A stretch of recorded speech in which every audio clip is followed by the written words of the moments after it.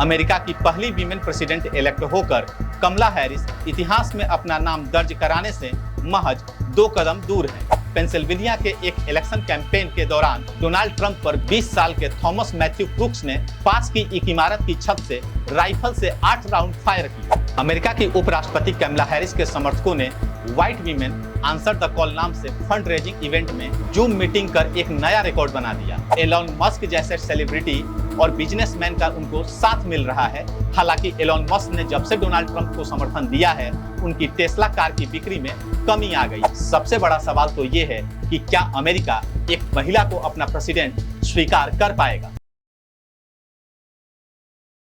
21 जुलाई 2024 को अमेरिका के राष्ट्रपति जो बाइडेन ने एक चौंकाने वाली घोषणा करते हुए 2024 के राष्ट्रपति चुनाव से अपना नाम वापस ले लिया। लेकिन इससे भी ज्यादा हैरानी वाली बात यह थी कि उन्होंने अपनी जगह अमेरिका के वाइस प्रेसिडेंट कमला हैरिस का समर्थन कर दिया, जिन्हें अब डेमोक्रेटिक पार्टी की ओर से अगला उम्मीदवार माना जा रहा है। पहले रिपब्लिकन पार्टी के प्रेसिडेंशियल कैंडिडेट डोनाल्ड ट्रंप पर जानलेवा हमला, फिर जो बाइडेन का चुनाव से नाम वापस ले लेना और फिर कमला हैरिस की चुनाव में एंट्री। 5 नवंबर 2024 को होने वाले अमेरिकी चुनाव में इस बार ड्रामा और सस्पेंस की कोई कमी नहीं है। अब यह लगभग तय हो चुका है कि इस बार अमेरिका के प्रेसिडेंट के चुनाव में डेमोक्रेटिक पार्टी के उम्मीदवार कमला हैरिस और रिपब्लिकन पार्टी की तरफ से फॉर्मर प्रेसिडेंट डोनाल्ड ट्रंप के बीच मुकाबला होगा। अमेरिका की पहली वीमेन प्रेसिडेंट इलेक्ट होकर कमला हैरिस इतिहास में अपना नाम दर्ज कराने से महज 2 कदम दूर है। लेकिन क्या कमला हैरिस के लिए यह रास्ता आसान है? अमेरिका के प्रेसिडेंशियल इलेक्शन को लेकर किस तरह का कैंपेन चल रहा है? आखिर अमेरिका के राष्ट्रपति के इलेक्शन में कमला हैरिस की वाइल्ड कार्ड एंट्री की स्टोरी क्या है? क्या कमला हैरिस पूर्व राष्ट्रपति डोनाल्ड ट्रंप को हराकर अमेरिका के इतिहास की पहली महिला प्रेसिडेंट बन पाएंगी? डोनाल्ड ट्रंप के सामने कमला हैरिस की स्ट्रेंथ और वीकनेसेस क्या-क्या है? इस वीडियो में हम इन सारे सवालों का जवाब ढूंढने का प्रयास करेंगे। Vice President Kamala Harris. Kamala Harris. Kamala Harris. Kamala Harris. Kamala Harris. Kamala Harris. Kamala Harris. Kamala Harris. Kamala Harris. Kamala Harris. Kamala Harris. सबसे पहले कमला हैरिस की वाइल्ड कार्ड एंट्री की बैक स्टोरी को जानते हैं। जो बाइडेन दोबारा America के राष्ट्रपति बनने की तैयारी कर रहे थे, लेकिन उनके रास्ते में सबसे बड़ी रुकावट उनकी उम्र और सेहत रही। 20 नवंबर 1942 को जन्मे 81 साल के जो बाइडेन के नाम अमेरिका के सबसे बुजुर्ग राष्ट्रपति बनने का रिकॉर्ड दर्ज है। दिलचस्प बात यह है कि जो बाइडेन के पहले अमेरिका का सबसे बुजुर्ग राष्ट्रपति डोनाल्ड ट्रंप थे, जो 70 साल की उम्र में अमेरिका के राष्ट्रपति बने थे। इस तरह देखा जाए तो जो बाइडेन अगर उम्मीदवार रहते तो इस चुनाव में अमेरिका के इतिहास में 2 सबसे बुजुर्ग नेताओं के बीच मुकाबला देखने को मिलता। डोनाल्ड ट्रंप लगातार जो बाइडेन की उम्र और सेहत पर हमला कर उनकी क्षमता पर सवाल उठा रहे थे। इस मुद्दे पर डोनाल्ड ट्रंप को खूब समर्थन भी मिल रहा था। रही सही कसर 27 जून 2024 को डोनाल्ड ट्रंप के साथ हुए डिबेट ने पूरी कर दी। जब CNN पर हुए डिबेट में जो बाइडेन जवाब देते देते लड़खड़ाते दिखे। वे ठीक से सवालों के जवाब नहीं बोल पा रहे थे। लोगों को उम्मीद थी कि जो बाइडेन डोनाल्ड ट्रंप के द्वारा उनकी उम्र और सेहत को लेकर उठाए जा रहे सवालों का जवाब देंगे, लेकिन जो बाइडेन इसमें पूरी तरह विफल रहे। अमेरिका में सबसे पहले 1960 में जॉन एफ कैनेडी और रिचर्ड निक्सन के बीच टेलीविजन डिबेट की परंपरा शुरू हुई थी। लोगों ने कहा कि जो बाइडेन का प्रदर्शन किसी भी राष्ट्रपति उम्मीदवार के प्रदर्शन में सबसे बुरा था। CNN ने तो यहां तक लिख दिया, अगर जो बाइडेन नवंबर के चुनाव में हार जाते हैं तो इतिहास यह दर्ज करेगा कि एक राष्ट्रपति को बर्बाद होने में सिर्फ 10 मिनट लगा। पहले से ही डोनाल्ड ट्रंप से रेटिंग में पीछे चल रहे जो बाइडेन को लेकर उनकी अपनी डेमोक्रेटिक पार्टी के अंदर इस डिबेट के बाद हड़कंप मच गया और जो बाइडेन पर स्टेप डाउन होने यानी राष्ट्रपति पद के उम्मीदवारी से अपना नाम वापस लेने का दबाव बढ़ने लगा। अमेरिकी मीडिया की रिपोर्ट की माने तो अमेरिका के पूर्व राष्ट्रपति बराक ओबामा ने भी पर्दे के पीछे से उनसे अपना नाम वापस लेने का दबाव बनाया था। इसी बीच 6 जुलाई को डेमोक्रेटिक पार्टी के बड़े लीडर जेमी रस्किन द्वारा जो बाइडेन को लिखे गए एक लेटर द न्यूयॉर्क टाइम्स ने पब्लिश कर दिया। जो बाइडेन को लिखे इस लेटर में जेमी रस्किन ने अमेरिका के भविष्य को ख्याल में रखकर अपनी उम्मीदवारी पर विचार करने को कहा था। सिर्फ डेमोक्रेटिक पार्टी के लोग ही नहीं बल्कि हॉलीवुड के प्रसिद्ध एक्टर क्लूनी ने भी 10 जुलाई को द न्यूयॉर्क टाइम्स में I love you Joe Biden but we need a new nominee title से एक आर्टिकल लिखकर जो बाइडेन से 2024 के राष्ट्रपति चुनाव के लिए डेमोक्रेटिक उम्मीदवार के रूप में पीछे हटने का आग्रह किया।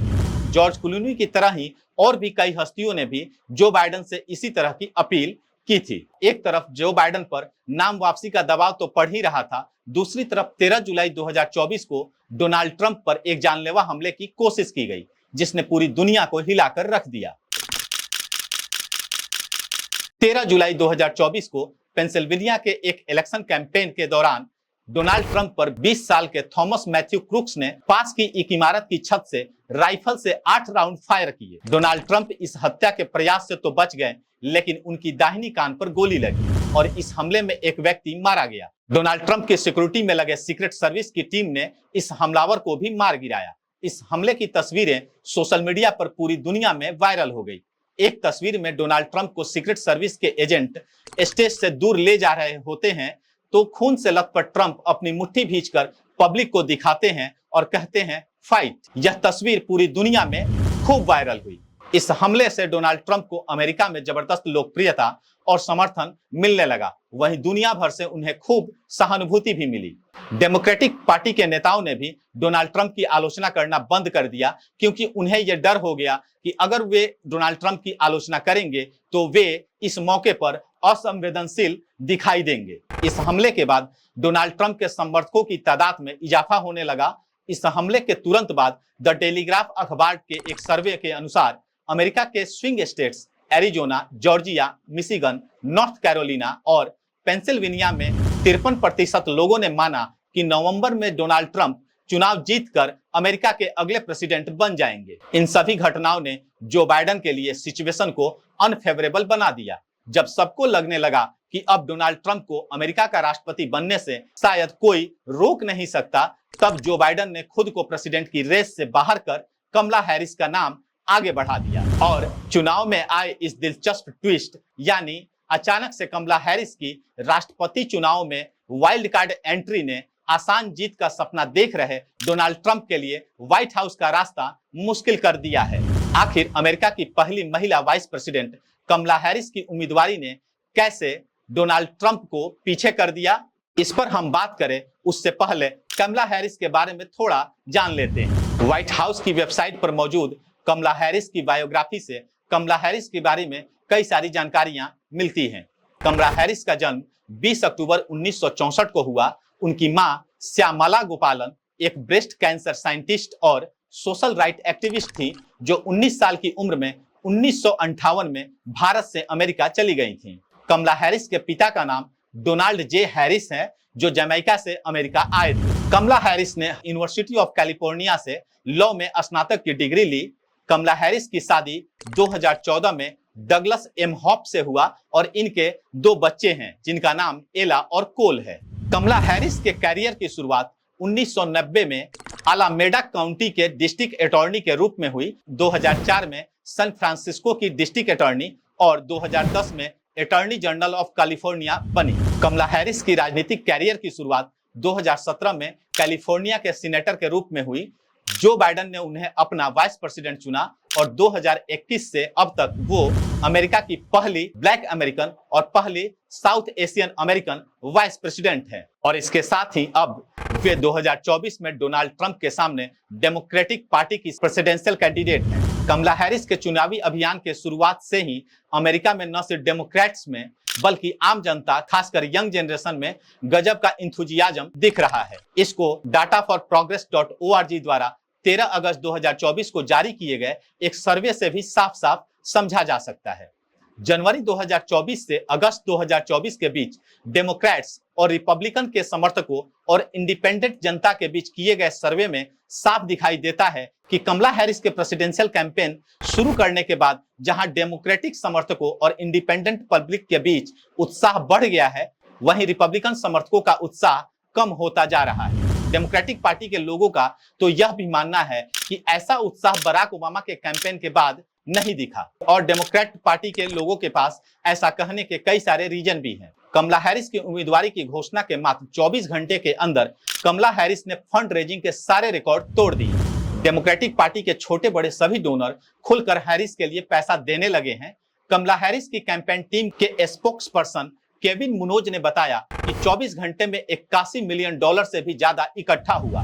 यह रकम 2024 के चुनाव में अब तक की सबसे बड़ी 24 घंटे की कलेक्शन बताई जा रही है। कमला हैरिस की टीम का कहना है कि ये अमेरिका की फंड रेजिंग हिस्ट्री का सबसे बड़ा सिंगल डे कलेक्शन है। कई बड़े डोनर्स और अरबपति जिन्होंने जो बाइडेन से दूरी बना लिया था, वे लोग भी हैरिस के अभियान को खुलकर मदद कर रहे हैं। हॉलीवुड के कई सितारे कमला हैरिस का खुलकर समर्थन कर रहे हैं। क्लूनी भी उन प्रमुख हस्तियों में शामिल हैं जो बाइडेन के पीछे हटने की बात कर रहे थे और अब कमला हैरिस का सपोर्ट कर रहे हैं। ब्रिटिश सिंगर चार्ली XCX के द्वारा कमला हैरिस को समर्थन करना खासा वायरल हुआ है। चार्ली XCX ने कमला हैरिस को अपने एल्बम के नाम से जोड़ दिया।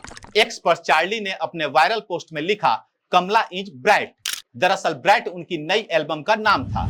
यह ट्वीट 22 जुलाई 2024 को किया गया और इसे अभी तक 54.6 मिलियन व्यूज मिले हैं। हॉलीवुड से मिल रहे अपार समर्थन के कारण यंग जनरेशन में भी कमला हैरिस को लेकर इंथुजियाज्म बढ़ गया है। यंग जनरेशन के बीच कमला हैरिस का कोकोनट मीम्स भी खूब वायरल है।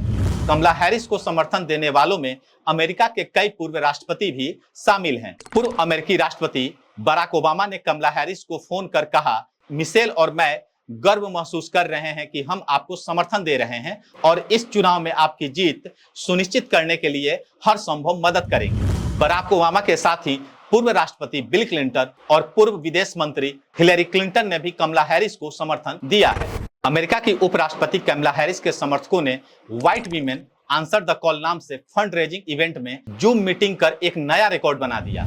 यह अब तक की सबसे बड़ी जूम मीटिंग मानी जा रही है, जिसमें 1,64,000 से भी ज्यादा लोगों ने हिस्सा लिया। इस मीटिंग में 90 मिनट से भी कम समय में $2 मिलियन से ज्यादा की राशि जुटाई गई। इस जूम मीटिंग की सफलता के बाद कमला हैरिस के समर्थकों ने और भी कई जूम मीटिंग आयोजित की है। इस कड़ी में व्हाइट डूड्स फॉर हैरिस नाम से एक 3 घंटे की जूम कॉल आयोजित की गई, जिसमें करीब 1.9 लाख लोग शामिल हुए। इस इवेंट से $4 मिलियन से भी ज्यादा का चंदा जुटाया गया। कमला हैरिस के प्रति इस इंथुजियाज्म का असर उनकी रेटिंग पे भी साफ साफ दिखाई दे रहा है। फोर्ब्स मैगजीन के हालिया सर्वे में बताया गया है कि कमला हैरिस को ट्रंप के ऊपर बढ़त है। इमर्सन कॉलेज के द्वारा जारी सर्वे में 1000 संभावित वोटरों में से 50% लोगों ने हैरिस को समर्थन दिया है, जबकि मात्र 46% लोगों ने ही ट्रंप का समर्थन किया है और 5% लोगों ने अभी निर्णय नहीं लिया है कि वे किसे वोट देंगे। हालांकि इस हफ्ते फॉक्स न्यूज द्वारा जारी किए गए एक सर्वे में ट्रंप को 50% और हैरिस को 49% समर्थन मिला है, जिसमें ट्रंप को मामूली बढ़त दिख रही है। मॉनमाउथ यूनिवर्सिटी के द्वारा जारी सर्वे में 48% रजिस्टर्ड वोटरों ने कहा वे निश्चित रूप से या संभवतः हैरिस को वोट देंगे, जबकि 46% लोगों ने कहा वे ट्रंप को समर्थन देंगे। इसी तरह इकोनॉमिस्ट और YouGov के 11 से 13 अगस्त को किए गए सर्वे में 46% पंजीकृत वोटरों ने हैरिस को वोट देने की बात कही, जबकि 44% लोगों ने ट्रंप का समर्थन किया। अब दोनों ही उम्मीदवारों की असली परीक्षा स्विंग स्टेट्स में होनी है। इसमें भी कमला हैरिस ट्रंप पर बढ़त बनाते हुए दिखती हैं। कमला हैरिस को इन स्विंग स्टेट्स में ट्रंप पर औसतन 4 अंकों की बढ़त मिली है, जो कि बहुत महत्वपूर्ण है। ये स्विंग स्टेट्स वे राज्य होते हैं जहां किसी भी पार्टी को अस्थायी बढ़त नहीं होती। यहाँ के मतदाता अक्सर अपने समर्थन को बदलते रहते हैं। इस वजह से इन राज्यों में चुनावी मुकाबला कड़ा होता है और ये तय करते हैं कि कौन अमेरिका का राष्ट्रपति बनेगा। इन राज्यों में चुनाव परिणाम बहुत महत्वपूर्ण होते हैं, क्योंकि ये किसी भी पार्टी के पक्ष में जा सकते हैं। अमेरिका में वर्तमान में स्विंग स्टेट्स हैं, जिनमें Pennsylvania, Michigan, Wisconsin, Arizona, Georgia, Nevada और नॉर्थ कैरोलिना शामिल है। ये वे राज्य हैं जहां मतदाता दोनों पार्टियों के बीच झूलते रहते हैं, जिससे इनकी भूमिका चुनावी नतीजों में अहम हो जाती है। अभी तक हमने कमला हैरिस के चुनाव के कैंपेन की बात की। अब बात करते हैं डोनाल्ड ट्रंप के सामने कमला हैरिस की स्ट्रेंथ और वीकनेसेज की। कमला हैरिस की अगर स्ट्रेंथ की बात करें, वीमेन फैक्टर कमला हैरिस के पक्ष में सबसे बड़ा फैक्टर साबित हो रहा है। अमेरिका के चुनाव में महिलाएं बड़ी भूमिका निभाती हैं और खासकर स्विंग स्टेट्स में तो महिलाओं का अहम रोल होता है। युवा, पढ़ी लिखी और सब अर्बन इलाकों की महिलाएं इस चुनाव का फैसला करने में महत्वपूर्ण होंगी। कमला हैरिस को डोनाल्ड ट्रंप का महिलाओं के प्रति व्यवहार को देखते हुए बड़ा फायदा मिल रहा है, क्योंकि कई लोग ट्रंप को महिलाओं के प्रति नकारात्मक सोच रखने वाला मानते हैं। महिलाओं के अधिकारों के मुद्दे पर कमला हैरिस को बढ़त है, क्योंकि वो हमेशा महिलाओं के अधिकारों के समर्थन में बोलती रही हैं। हाल में ही महिलाओं के एबॉर्शन राइट्स के समर्थन में वे खड़ी दिखी। इस चुनाव में महिलाओं के एबॉर्शन राइट का मामला एक बड़ा मुद्दा है। 2022 में अमेरिका के सुप्रीम कोर्ट के फैसले के बाद कई राज्यों में एबॉर्शन पर बैन लगा दिया गया, जिससे महिलाएं नाराज हैं। कमला हैरिस के लिए हो रही जूम मीटिंग्स में महिलाओं की बड़ी भागीदारी यह साफ दिखाती है कि कमला हैरिस को इस महिला मतदाता वर्ग में स्पष्ट बढ़त मिल रही है। इसके साथ ही कमला हैरिस को उनके मिक्स्ड हेरिटेज होने का भी लाभ मिल सकता है। हमने वीडियो के शुरू में ही बताया, कमला हैरिस की मां भारतीय और पिता जमैकन है। इस तरह कमला हैरिस को ब्लैक और इंडियन आइडेंटिटी मिली है। इसका फायदा भी कमला हैरिस को हो सकता है। हालांकि डोनाल्ड ट्रंप अभी से कमला हैरिस की पहचान को लेकर उन पर हमला बोल रहे हैं। ट्रंप ने मीडिया से एक बातचीत में कहा कि आज तक मैं जानता था कि कमला हैरिस इंडियन है, लेकिन अचानक से पता चल रहा है कि वे ब्लैक हैं। पता नहीं वे क्या है। अमेरिकी राष्ट्रपति के चुनाव में एज का इशू कमला हैरिस का एक मजबूत पक्ष है। कमला हैरिस के मैदान में आने के साथ डोनाल्ड ट्रंप का बाइडेन के उम्र को लेकर सबसे बड़ा कैंपेन अब बूमरैंग कर रहा है। पिछले हफ्ते जारी किए गए मार्क्वेट लॉ स्कूल के नेशनल सर्वे में पाया गया कि 57% लोगों का मानना है कि ट्रंप बहुत बूढ़े हैं।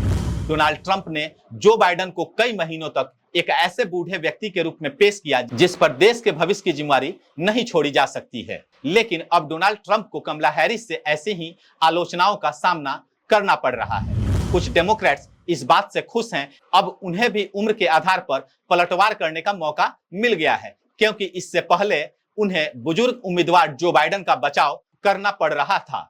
59 वर्ष की कमला हैरिस के साथ डेमोक्रेटिक उपराष्ट्रपति उम्मीदवार 60 वर्षीय टिम वाल्ज भी डोनाल्ड ट्रंप की उम्र पर खुलकर हमला कर रहे हैं। उन्होंने ट्रंप को कम ऊर्जा वाला और थका हुआ बताया है। ये तो थी कमला हैरिस की स्ट्रेंथ, लेकिन इसके साथ साथ यह भी समझना जरूरी है कि डोनाल्ड ट्रंप भी कमजोर कैंडिडेट नहीं है। खासकर कंजर्वेटिव का वोट उनको मिलता है।